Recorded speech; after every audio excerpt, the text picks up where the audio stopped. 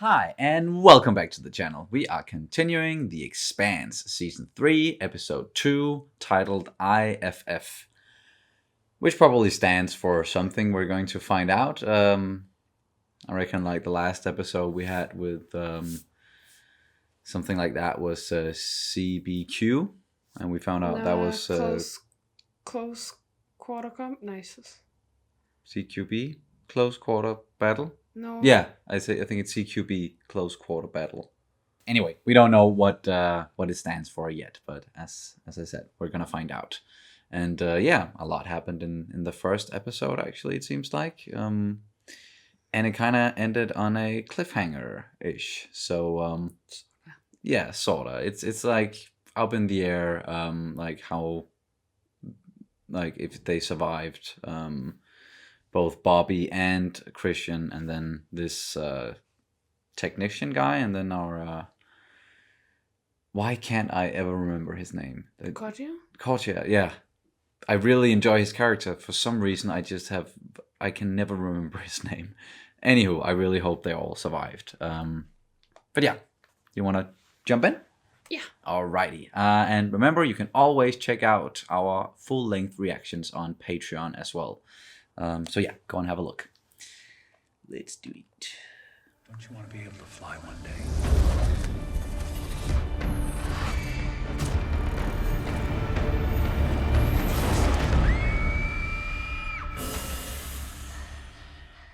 Whoa, that was... You hungry? I'll bet you're hungry. Bye-bye. Yeah. Yeah. So fucking fake. Oh. Good to see you again, sir. There's nothing good about it. If you say so. I'm sorry about Kotya. Did you kill him? Hmm? Then fuck your sorries. Well, he's not dead yet. We don't know. Looks like Wright finally got his war. Yeah. Oh. Shit!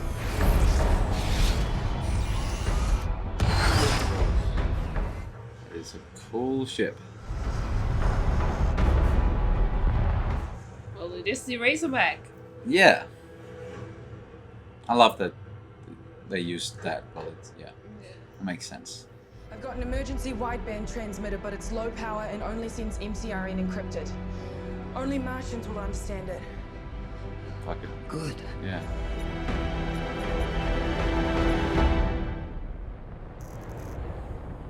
Oh. So weird it's not the Rosinante anymore. Yeah. All right. Let's hook 'em up. It's been a while since I worked on a garden.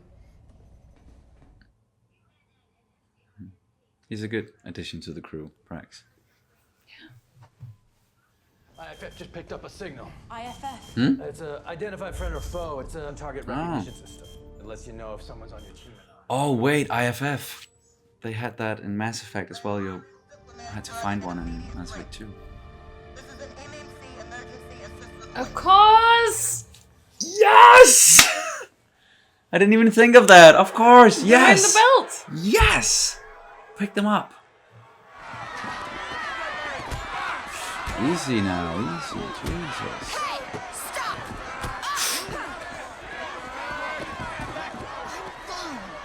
Let me see. Who's this? Colin, look at me. Is this your first protest? You? I've had my share.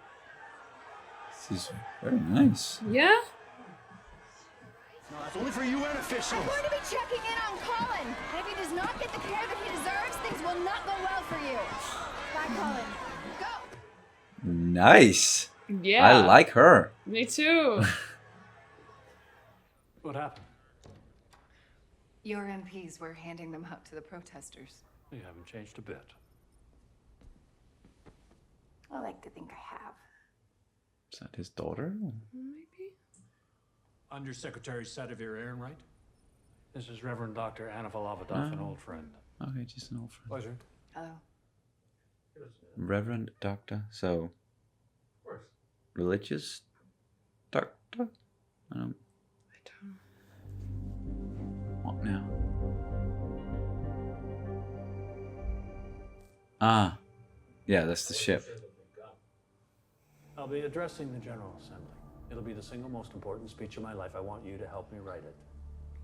You want me to help you justify this war? We didn't start it. Support my clinic for a year. I'll help you with your speech.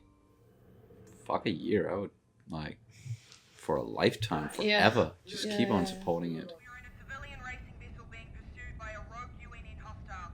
Request all possible assist. There are people dying all over the system, Alex. You gotta take this one. Yeah, you're gonna wanna. I got a fix on the signal, and you're not gonna fucking believe this. The ship's registered to Julie Mao. Jesus Christ. that changes stuff. Or. Not responding. What? It's Julie Mao's ship. It doesn't change anything. Come on. I don't really have a say in this. Yes, you do. You're part of this crew. So we just go back to business? Can you look him in the eye and tell him that whatever this might be is more important than finding his kid? If Ehrenreich uses the hybrids, they could lay waste to all of Mars. That's an extreme scenario. Is it? Do anything, just don't pass out. Relaxing is what gets you. Given our situation, it's easy to stay tense. You seem to be taking this well. I'm trained for this. We're on the same side. Which side is that? The right side.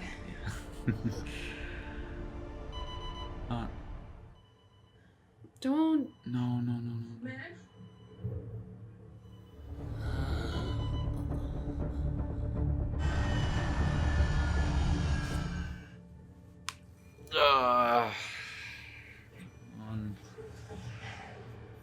Oh shit! What now? More torpedoes! A lot more! Another ship just fired on us! I'm not sure they fired at you. Did they?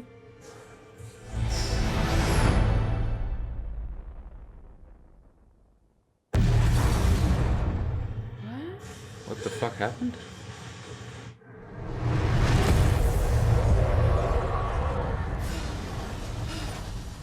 What happened? Turbars for two of theirs. Copy that. Our other six are protecting the Razorback. That was the easy part. Alex, I'm coming up. Yes.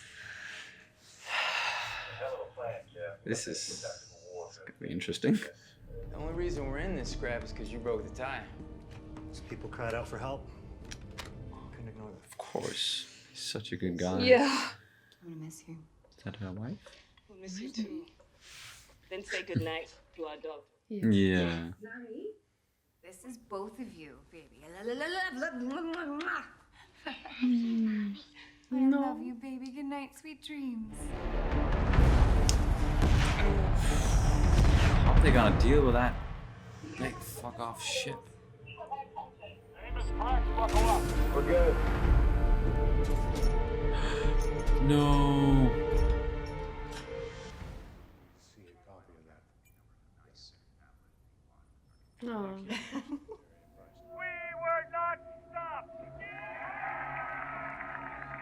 It's quite a speech. Practically made the SG's career. They teach it in the diplomatic corps. You read it? I share the blame. Oh. What do you think from the Arbogast? Is that a sign from God? That's a question people who aren't religious use to make fun of people who are. No mockery intended. Maybe a little. Can't hide forever. And if that's not enough, we know where his children live. Visiting the sins of the father on his children. Collective punishment is still a war crime. Look it up. She does not take shit from anybody. Nope. It's important to be reminded of that. Every now and then. She's always like this. Don't worry. You'll get used to it. Those two are gonna clash. Majorly. Yeah. How you doing? I'm fine. I think I'm I'm getting used to hygiene. I dropped our burn to 1G when I... She's bleeding out the nostrils. Yeah. She's gonna be alright. I sure hope so. God damn it, Doc! I told you to secure that locker! I'm sorry, okay. Stay in your damn seat!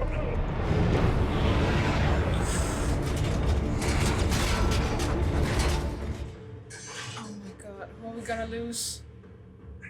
No one, please. Right? No. Shit. Reach behind your head and see if you can plug it back in.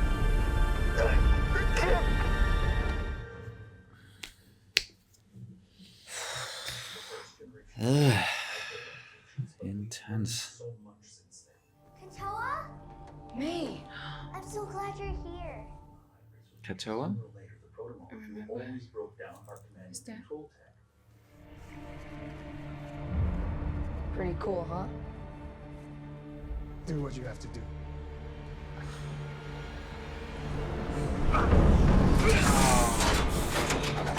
Whoa.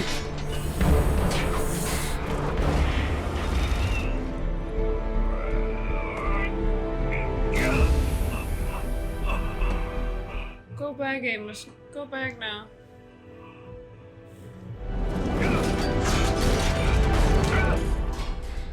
Jeez, Amos, you're good. Hang on to that. Yeah.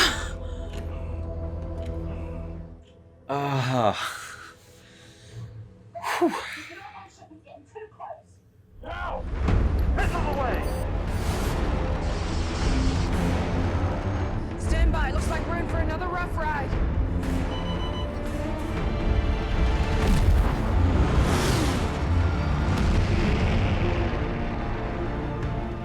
What the hell are they doing? Whoa.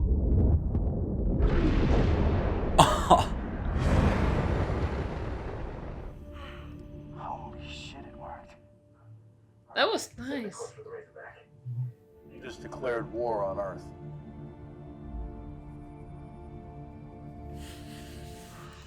But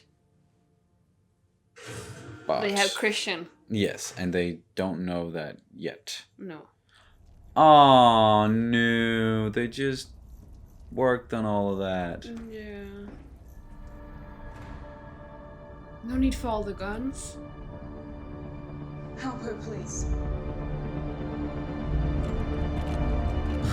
Did not expect to see that.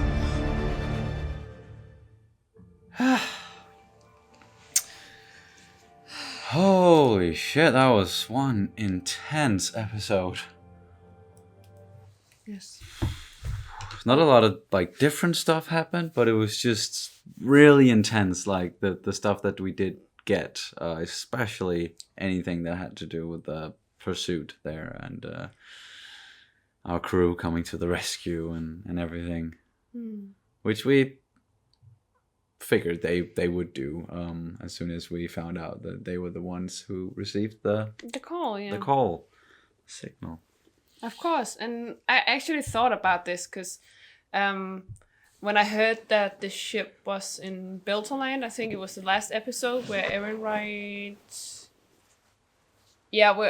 sold out Christian.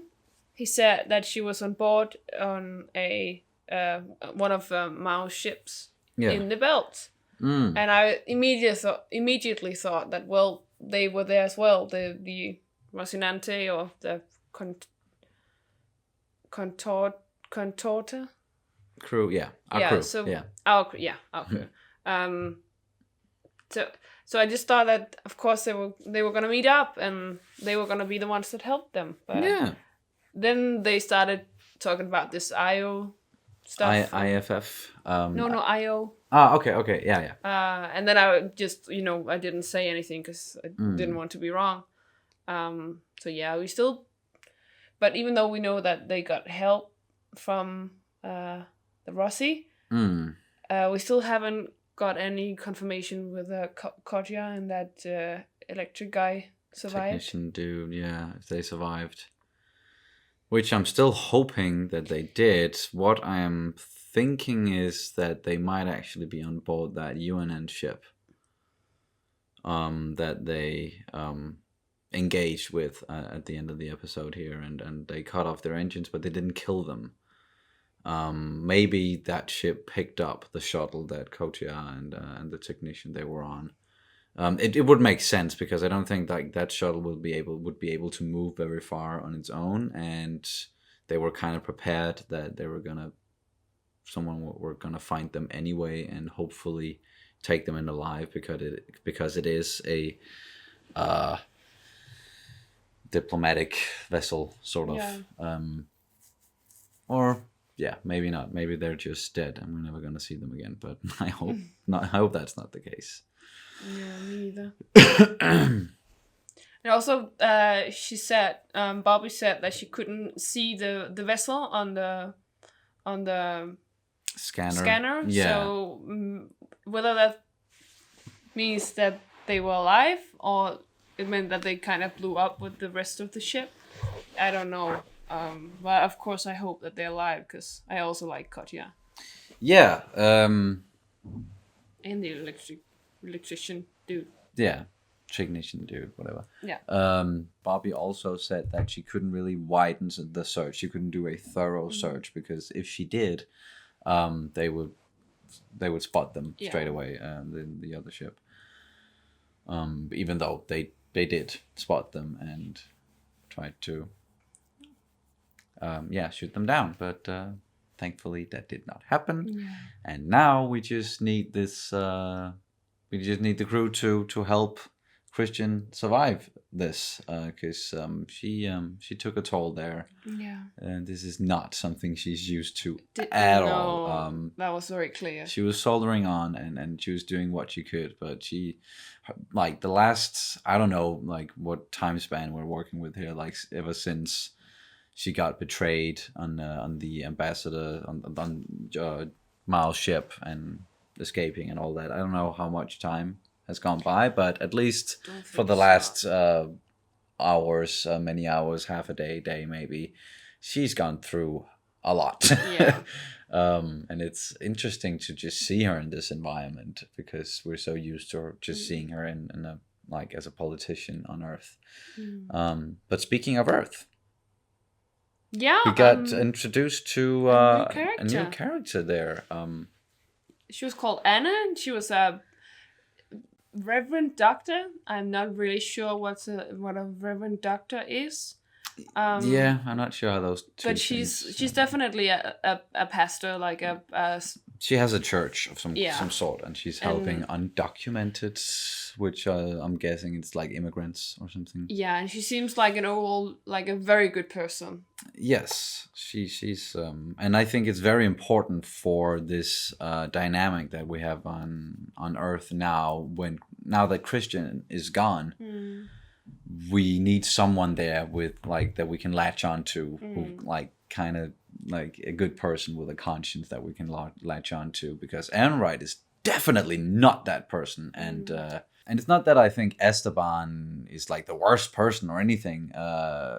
It does seem like he really wants to do the best he can with this situation. He's just not getting all the information because once again, Ehrenreich is being a total dick.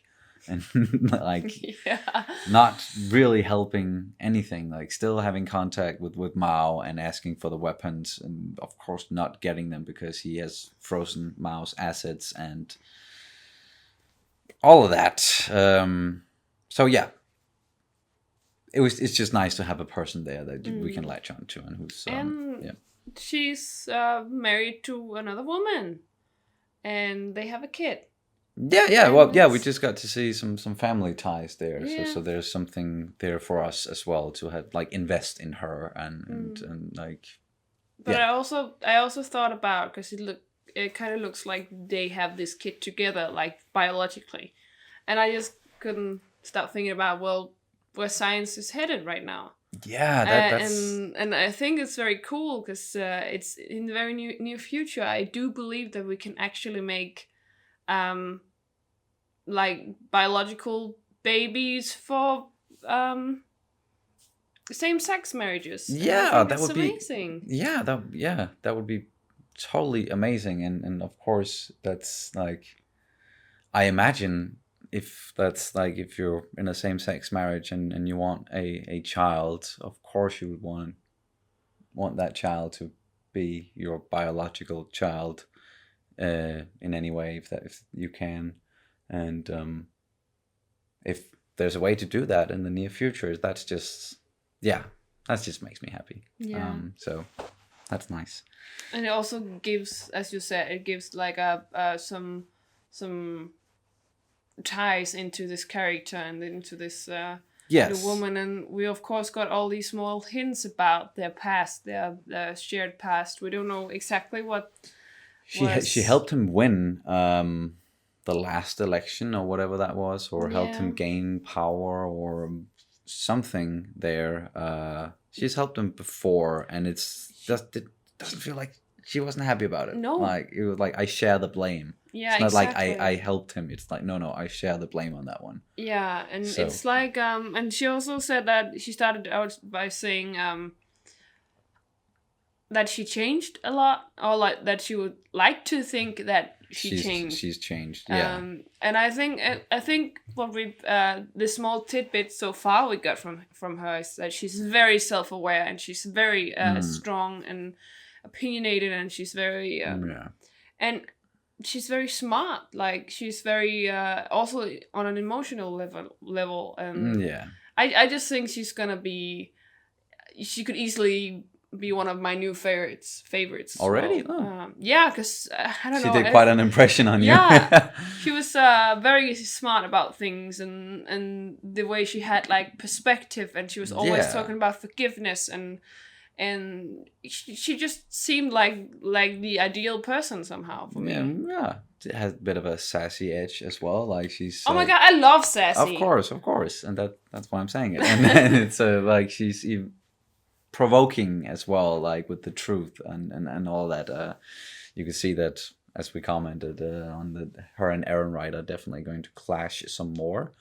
But yeah, as you mentioned, you could kind of piece together maybe some of her past, that she might have had like a political career of some sort at some point, and she's been helping Esteban, and then she helped him in some way to, I don't know, gain power, whatever it was, and that kind of maybe did something to her as a person, where like, she's always been outspoken and smart and clever and knows a lot and all that, but maybe the more emotional side to it is something she gained a lot more insight into after she did whatever she did, that she thinks she shares the blame for, and then maybe that resulted in her like leaving that part of like the part of her life behind a little bit, maybe the politician side, and focusing on just helping people, being a reverend doctor.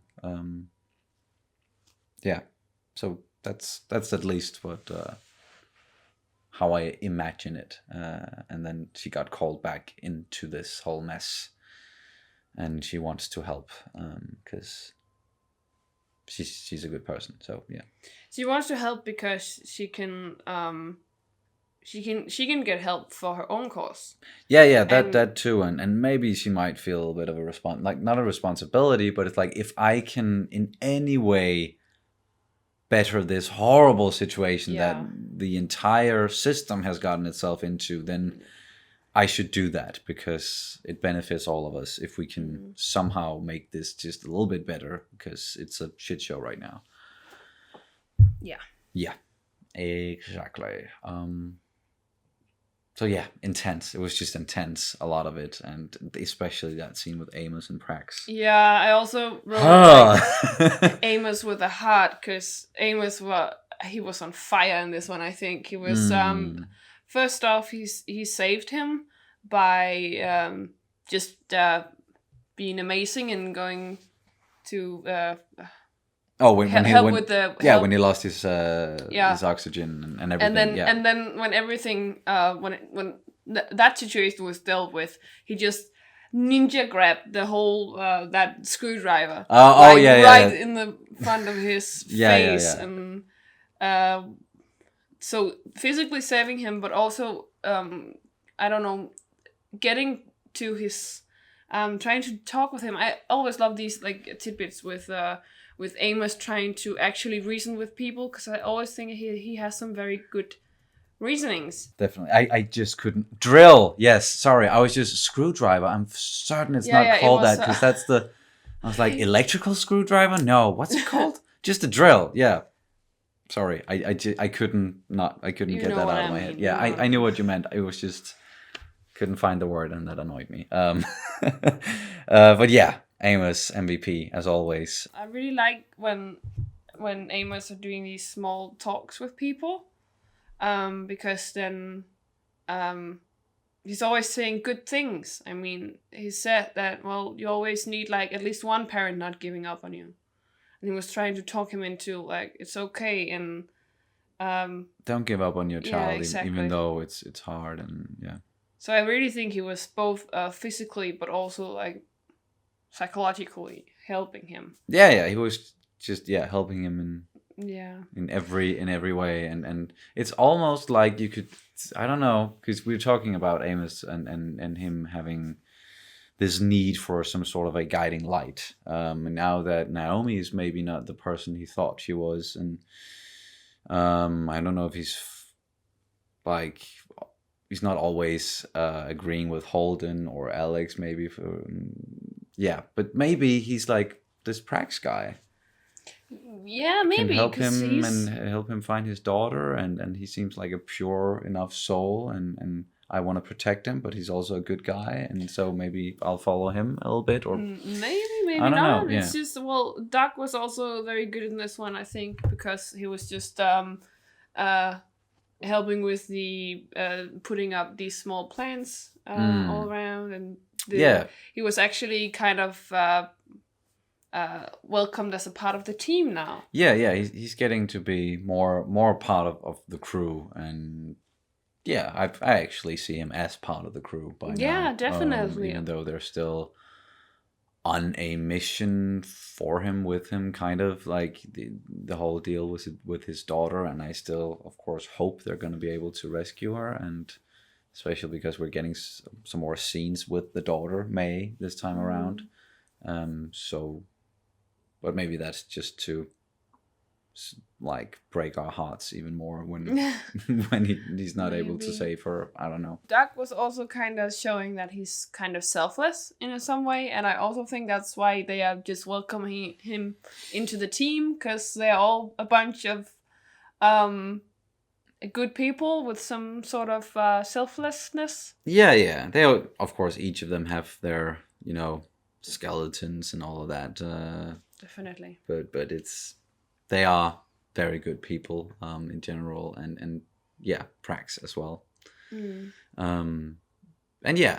he was like, these people need help, and even though Amos kind of called him on that, and he was like, no, that's not the reason. There must be more to it. I do believe it's part of the reason, but as Amos then pointed out, that's not all of it. That's not the entire truth. A part of it was then just him being like, I can't face it if we fail, so I'm pushing it away. I'm postponing it because I wouldn't. I'm not ready to. I'm not ready see to my daughter dead.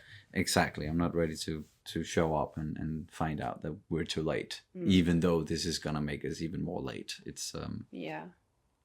But speaking of his daughter, we saw that she was getting some new or stronger injections. Yeah. And we talked with Katoa, and if I remember correctly, it was the guy on Ganymede that was like, he was almost panicking, and when he spoke with him, and May and Katoa was like best friends. Okay,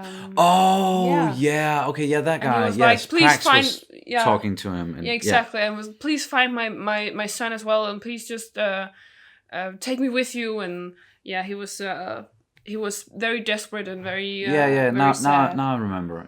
So it was. I was like, I don't remember us seeing that kid before, but then that's because we didn't see him. He was mentioned, and we saw his dad. Yeah. And we learned that they have a sort of immune deficiency, these 6 kids. Yes. that is apparently result of them growing up on Ganymede. No, not a result, but more like a it was specific for this immune deficiency was specific for people on Ganymede. So more it like was more something along the lines of her not, like May, for example, the like a genetic her genetic disease, or what it is that she's being treated for. She wouldn't have been able to survive pretty much anywhere else but Ganymede. So it's it was something that will only appear on Ganymede. Are you sure? I That remember. was how I remember like they're on Ganymede because she wouldn't be able to survive pretty much anywhere else unless she gets her injections. Okay. And we might be both of us might be totally wrong on this. It's one of those small things that either might get lost in translation, at least for my sake, or it might be something that is just it's just mentioned very quickly, and then it's very hard to actually notice and completely understand. Yes. So yeah. But yeah, this immune deficiency is apparently able to suppress the protomolecule, and I'm sorry, as a scientist working with alien. No, just me as a scientist working with biology. It's just like, why would an immune deficiency suppress this molecule? Ah, okay. But yeah, it's well, it's I don't want to get too much into that because it could bite my ass. But yeah, I was just wondering. Yeah. Yeah. And yeah, we also I just thought Mao, he was saying something about along the lines of we have this incredible opportunity to work with something amazing here, like the protomolecule, and then they just want to use it for war. Like, what the hell? They just wanted to use it to kill each other instead. And it was actually a little bit sad, and he was trying to shut down the whole thing. Ready to shut it down because to him, he's looking at this in like way differently than many other characters that we've encountered in this series is. And it's the way that Dresden was looking at it as well before Miller shot him. But it's a science thing. Exactly. It's that, whoa, this is so interesting. Like, why this changes everything. There's nothing else is as important as this. Even if billions of people die tomorrow, it won't even matter compared to this. Yeah. So it's like his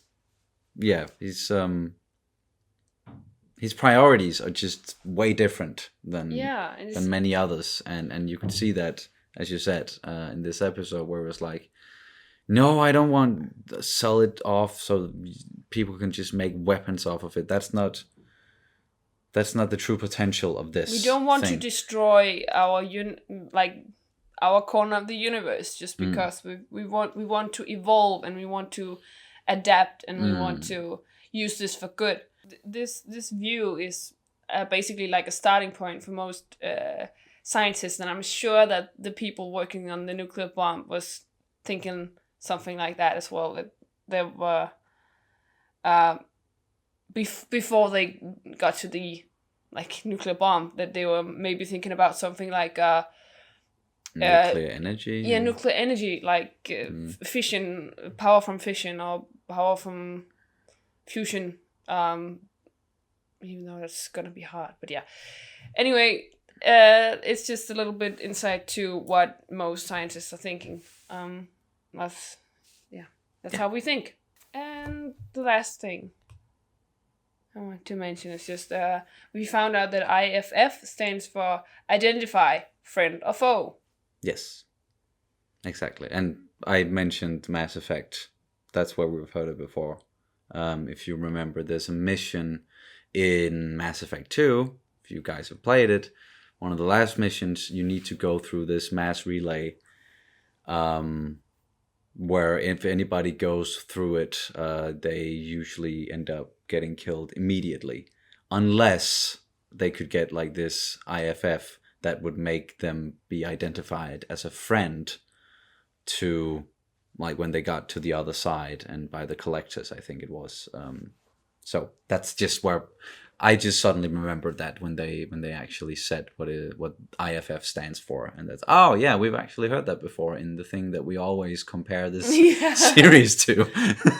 Yeah. So yeah, that was just another one. Yeah, and I just think it was kind of a great title for this episode, because it was, of course, about Christian and Barbie, and and just in general, this whole thing about identifying friend or foe, who is a friend, who's a foe, both on Earth and with the Rossi crew and Bobby and Christian. And it's a great title, great episode, and a great start to the season so far. Yeah, I think. definitely. Really, really entertained, and it's intense as fuck, but that's what we're expecting. Yeah. At this point. So yeah, anything else you want to get into? No, I would love to get into the next episode, but yeah, we're probably gonna have to wait. But it was good to at least be able to do a couple in a row now, and we've started season 3, so that is great. Yes, so that's gonna do it for this reaction to The Expanse season 3 episode 2 IFF. As always, you can check out full-length reactions on Patreon, and yeah, thank you guys so much for watching. We will see you very soon. Bye. Bye.